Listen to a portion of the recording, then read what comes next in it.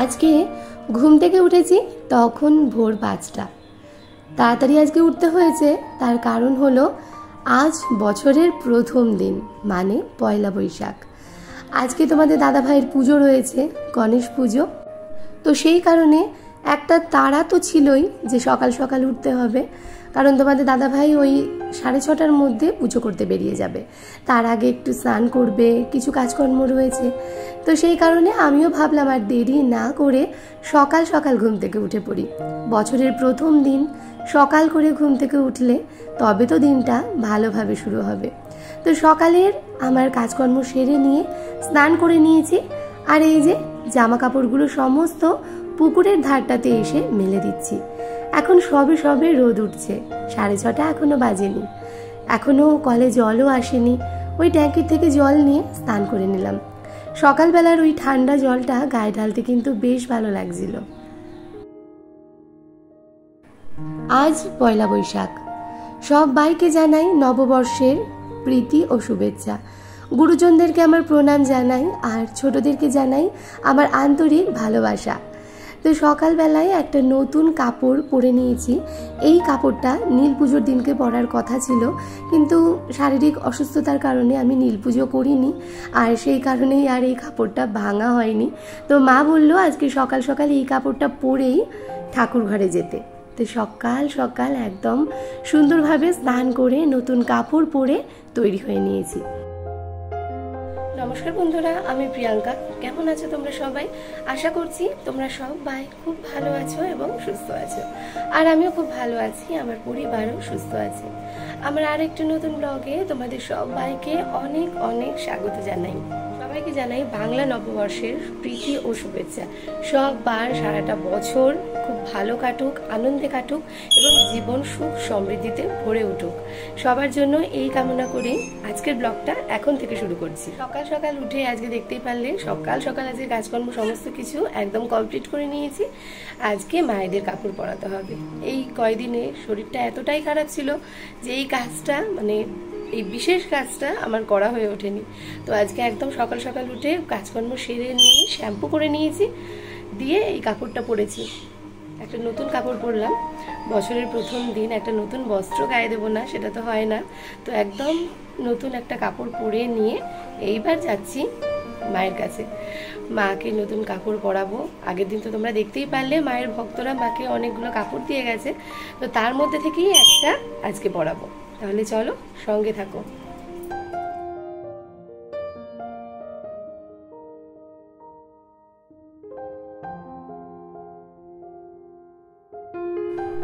ঠাকুর ঘরের দিকটাতে প্রতিটা দিন আমি আসতে পারি না, মায়ের সেবা আমি প্রতিদিন করতে পারি না।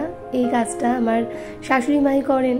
আসলে এই ঠাকুর ঘরে আসতে গেলে নিজেকে কিন্তু অন্যভাবে তৈরি করে নিয়ে তবে আসতে হয়। যখন তখন যে কোনো সময়ে ঠাকুর ঘরে কিন্তু আসা যায় না, আর সেটা তো সেই কারণে আমি করতে পারি না। একবার ওই দিকের সংসার, একবার মায়ের এই সংসার, দুটো দিক তাল মেলাতে আমি পারি না। তাই এই দিকটা মাই দেখেন। আর যখন কোনো পুজো আশ্রা হয়, অনুষ্ঠান হয়, তখন তো তোমরা দেখেইছো আমি চলে আসি। আর এই যে মায়ের যে দুটো কাপড় হাতে নিয়ে নিয়েছি, দেখতেই পারছো কত সুন্দর কাপড় দুখানা। তো এই কাপড় দুখানাই দুই মাকে আজকে পরিয়ে দেব। মা এদিকে বলছেন যে আমি এদিকে কাপড়গুলো ছাড়িয়ে পরাতে থাকি, আর এই যে মায়ের খাড়া, তারপর চাঁদমালা যেগুলো রয়েছে পেতলের, এগুলো তো কালো হয়ে যায়, মাঝে মধ্যেই এগুলোকে ঘরেই পালিশ করে নিতে হয়।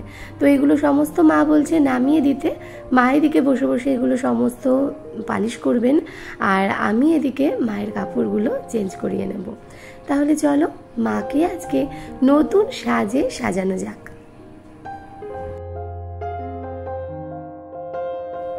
আমাদের বাড়ির মায়েদের কালো রঙের শাড়ি নাকি ভীষণ পছন্দ। তবে দেখো এই হলুদ রঙের কাপড় পরেও বেশ সুন্দর কিন্তু মায়েদের লাগছে। আরও একটা কথা তোমাদের সাথে শেয়ার না করে কিছুতেই পারছি না।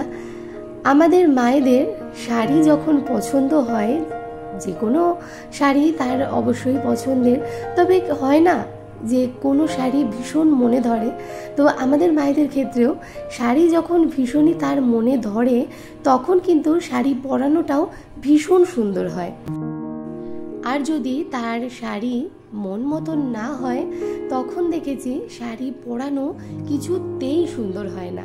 আমি বারবার খুলে আবার পরাই, কিছুতেই আমি শাড়িটাকে ঠিকঠাক পরাতেই পারি না।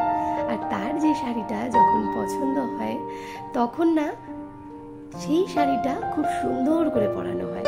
তো এই জিনিসটা শুধুমাত্র আমি না, এর আগে আমার যে পিসি শাশুড়ি ছিলেন তিনি যে কাপড় পরাতেন তিনিও কিন্তু এই একই কথাটা বলতেন যে আজকে মায়ের শাড়ি মনে ধরেছে, মানে যেদিন সুন্দর পরানো হতো তার মানে বোঝা যেত যে সেই শাড়ি তাদের মনে ধরেছে।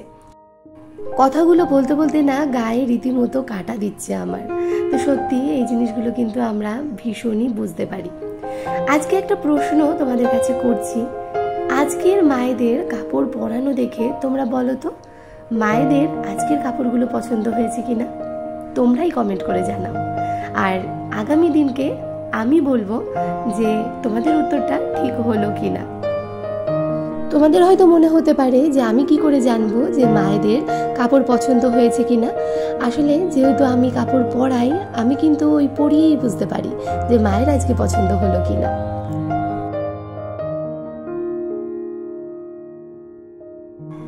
কাপড় আমার পরানো হয়ে গেছে, আর এদিকে মা খাড়া চাঁদমালা সমস্তটাই এই দেখো এখানে বসে বসে পরিষ্কার করছে। তো এখানে যেগুলো হয়ে গেছে সেইগুলো আমি মায়েদের হাতে দিয়ে নিই।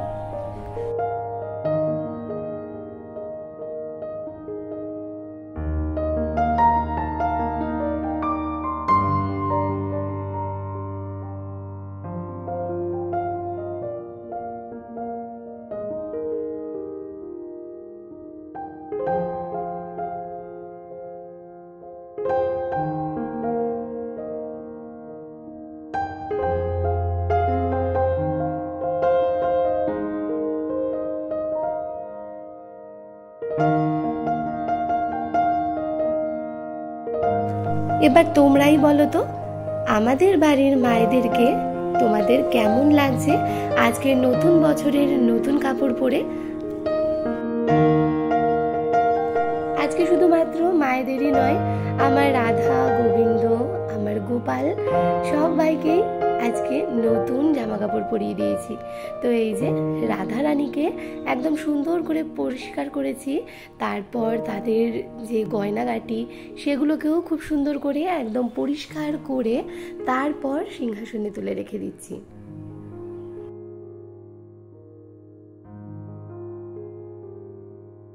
পুরো 2.5 ঘন্টা লাগলো আমার ঠাকুর ঘরে, শুধুমাত্র ঠাকুরদেরকে পরিষ্কার পরিচ্ছন্ন করে আবার নতুন জামা কাপড় পরিয়ে দেওয়ার জন্য। আমাদের বাইরের যে নাট মন্দিরে মহাপ্রভু গৌরনিতাই রয়েছেন তাদেরকেও কিন্তু নতুন ধুতি চাদর পরিয়ে দিয়েছি। তো এবার চলে এসেছি ঘরে, আর ঘরের চাদরটাও না তুলে নিলাম। সকাল সকালই চাদরটা তুলে নিলাম, একটা কাঁচা চাদর পাতবো। বাবান এতক্ষণ ঘুমোচ্ছিল, বাবান তো টেরই পায়নি যে মা এতক্ষণ ঘরে ছিল না। এইবার বিছানার চাদর পেতে নিয়ে চা করব, চা খাবো, আর তারপর সারাদিনের কাজেও লেগে পড়বো।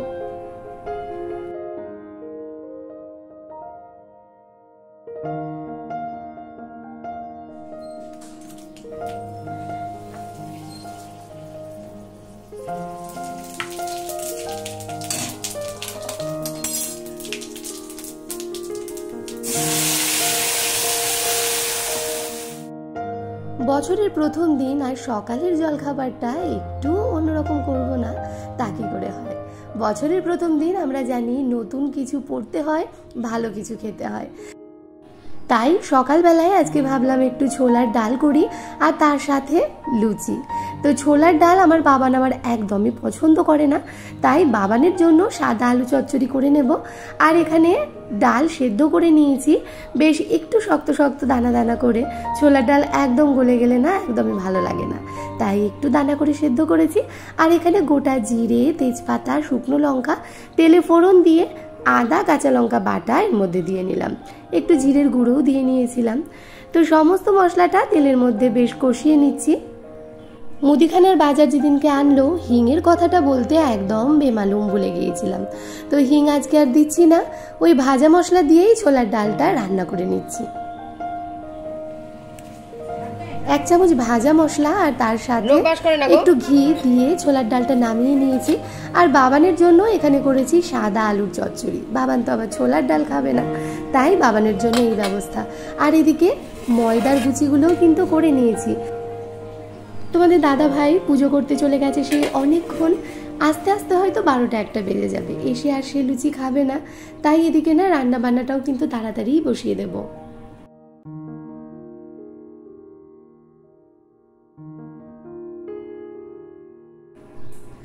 আজকে কিন্তু প্রত্যেকটি বাড়িতে ভালো মন্দ রান্না হবে। আর আমাদের বাড়িতে আজকে হবে গাছ পাঠা, মানে এঁচোড় রান্না করব। এর আগের দিনই তোমাদের দাদাভাইকে দিয়ে চিংড়ি মাছ আনিয়ে রেখেছি, ফ্রিজে রাখা রয়েছে। তো সেই চিংড়ি মাছ দিয়ে আজকে জমিয়ে এঁচোড় চিংড়ি রান্না করব। সেদিনকে তোমাদের দাদাভাইকে দিয়ে চিংড়ি মাছ তো আনিয়ে রেখেছিলাম, তো আজকে ভাবলাম যে আরও একটু চিংড়ি মাছ নিয়ে নিই, কারণ মাও বললো আজকে এঁচোড় চিংড়ি রান্না করবে। আর তোমরা তো জানোই মা এবং বাবা দুজনেই পেঁয়াজ রসুন ছাড়া এঁচোড় রান্না করে, তো সেই কারণেই আর কি আরও একটু চিংড়ি মাছ কিনে নিয়েছি। আর এইখানে গত দিনের 3 পিস রুই মাছ ছিল, তো এই রুই মাছটাও বার করে রেখে দিয়েছি। তো এই মাছটা আজকে রান্না করে নেব। ফ্রিজে রাখা মাছ আমার শ্বশুরমশাই খুব একটা খেতে চান না, আর মাও বললো যে এই মাছ আর নেবেন না, তাই আর মাদেরকে মাছ দিইনি। তো এই মাছ আর এদিকে চিংড়ি মাছ দিয়ে এঁচোড় চিংড়ি রান্না করে নেব। তো ওদিকে এঁচোড়টা সেদ্ধ করে নিয়ে নামিয়ে রেখেছি, আর এখানে আলুগুলো খুব সুন্দর করে লাল করে ভেজে নিচ্ছি। ভাতটাও না এদিকে বসিয়ে দিয়েছি, কারণ তোমাদের দাদাভাই এসে আর লুচি খেতে চাইবে না, একেবারেই ভাত খেতে চাইবে। তো ভাবলাম একেবারে এদিকে যদি রান্নাটা হয়ে যায়, ভাত হয়ে গেলে একেবারে গরম গরম ভাত আর তরকারি খেতে দিয়ে নেব। আর মাছের ঝোল যদি না হয়ে ওঠে, তাহলে ওই 1 পিস মাছ ভাজা আর তার সাথে তেল দিয়ে নিলেই খুব সুন্দর করে ও খেয়ে নেবে। এর আগের দিন একটা কথা না আমি বলে ফেলেছিলাম যে আমার শ্বশুর শাশুড়ি ওনারা নিরামিষ করে মাছ খান। তো কথাটা না আমার বলতে ভুল হয়েছে, নিরামিষ করে কি আর মাছ খাওয়া যায়? পেঁয়াজ রসুন ছাড়া ওনারা মাছ খান। তো এই কথাটা সত্যি আমি বলে ভুল করেছি, আর সেই কারণে কিন্তু সেদিনকে একটু খারাপ কমেন্ট এসেছে, সেগুলো আমার শুনতে সত্যি খুব খারাপ লেগেছে। আসলে বলাটা আমার ভুল হয়েছে, আর সেই কারণেই কথাগুলো আমাকে শুনতে হয়েছে। ওনারা নিরামিষ খান, তবে মাছটা ওনারা খান, কিন্তু পেঁয়াজ রসুনটা একদমই খান না, আর সেই কারণেই আমাদের আলাদা রান্নার ব্যবস্থা। আর এই কথাটা না সত্যি বারবার বলতে বলতে আমি এতটাই মানে বারবার বলেছি, যার জন্য যখনই এটা বলতে যাই তো সেই একটু বিরক্তি সহকারেই আমি বলি, কারণ অনেকবার যেহেতু এই কথাটা বলা, কিন্তু কিছু করার নেই, যারা নতুন তাদেরকে তো এগুলো জানাতেই হবে। আর সেই কারণেই আর কি ওই যখন বলেছি আর কি তখন একটু মিস্টেক হয়ে গেছে। তো আশা করি তোমরা আমার এই মিস্টেকগুলো একটুখানি ক্ষমা করে দিও। এদিকে শরীরটা তো আমারও বেশ খারাপ, মোটামুটি আজকে একটু উঠেছি যাকে বলে। তো এদিকে রান্নাবান্না হচ্ছে, এইদিকে আবার আমার ছেলের জ্বর। এই দেখো পয়লা বৈশাখের দিনে ছেলেটারও দেখো কি অবস্থা, গাটা খুব গরম, মানে ভীষণই ঠান্ডা লাগা আর কি। আমারও তাই, ঠান্ডা লেগেই এরকম শরীরটা খারাপ হয়েছে, ছেলেটারও তাই। ভালো লাগছে না শরীরটা, মানে কি আর বলবো, বাড়ির মানুষগুলো যদি এরকম সুস্থ না থাকে তাহলে কি করে হয়, তাই না?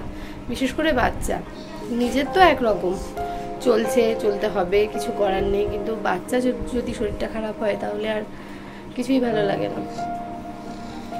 তো যাই হোক, সুখ, আমি ওষুধটা খাইয়ে দেবো ওকে, ভাত খেয়ে নিবি, ভাত খেয়ে নিয়ে তারপরে ওষুধ খাবি, খালি পেটে তো ওষুধ খাওয়া যাবে না। আর আমার চোখ মুখের অবস্থা দেখতে পাচ্ছ কি অবস্থা হয়েছে আমার চোখ মুখের, খুবই খারাপ অবস্থা। যাই হোক চলো, রান্না করছে ওদিকে,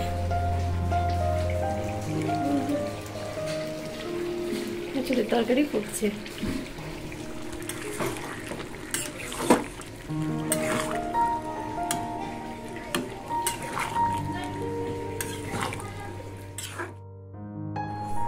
এঁচোড় তরকারিটা হয়ে গেছে, আর এই যে নামিয়ে দিলাম।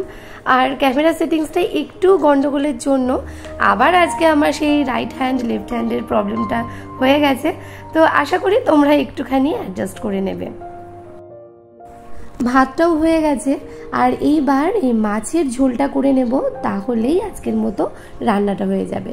আর মায়ের জন্য উচ্ছে ভাজা আমি করিনি, মা বলল যে উচ্ছেটা দিয়ে দিতে, মা আগে উচ্ছে ভেজে নিয়ে তারপর ওই তেলেই এঁচো চিংড়িটা রান্না করবে। তো আমিও আর করিনি, মাকে উচ্ছেটা গোটাই দিয়ে দিয়েছি, মা ওদিকে কুটে নিয়ে রান্না করে নিচ্ছে। আর মায়ের এখন নতুন রান্নাঘরে রান্নার ইন্টারেস্টটাই আলাদা। তো হ্যালো বন্ধুরা, এখন বাজে ঠিক ঘড়িতে বিকেল 5টা। বাবানের তো জ্বর এসেছিল দুপুরবেলায়, তারপর আবার ওকে সেই জ্বরের ওষুধ খাইয়েছিলাম। জ্বরের ওষুধ খাওয়ানোতে গাটা বেশ ঠান্ডা হয়েছিল, কিন্তু এখন আবার দেখছি গাটা বেশ গরম হয়ে গেছে। আর দুপুরবেলায় মা যখন শুনেছে যে আমাদের জ্বর এসেছে, মানে গতকাল পর্যন্ত আমার জ্বরটা ছিল, শরীরটা খারাপ, মা তো শুনছেই যে আমার শরীর খারাপ। আর এদিকে যেই শুনেছে আজকে যে বাবানের শরীর খারাপ, ব্যাস চলে এসেছে দেখতে। মানে কি বলবো, মেয়ের থেকেও এখন কিন্তু নাতি আপন হয়ে গিয়েছে, জানো তো। মানে আমি কিন্তু এখন ওই বাতিলের খাতায়, মানে আমার খবর শুনেছে, ফোনে খোঁজ নিচ্ছে যে কেমন আছিস, কি করছিস, সেইগুলো খোঁজ নিচ্ছে, কিন্তু যেই শুনেছে নাতির জ্বর, ব্যাস একদম সোজা চলে এসেছে।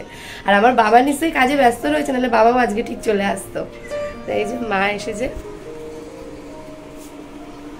শুনলাম তো নাতি জ্বর এসছে, মেয়েরও জ্বর এসছে কাল থেকে, তাই জন্য একটু দেখেই গেল। মানে আমারটা ফোনে খোঁজ নিচ্ছে, আর নাতির যেই শুনেছে একদম সোজা দৌড়ে দেখতে চলে এসেছে। আর এই যে জ্বর এসেছে অথচ খালি গায়ে, এইটা হলো আমার কাছে সব থেকে বিরক্তকর ব্যাপার।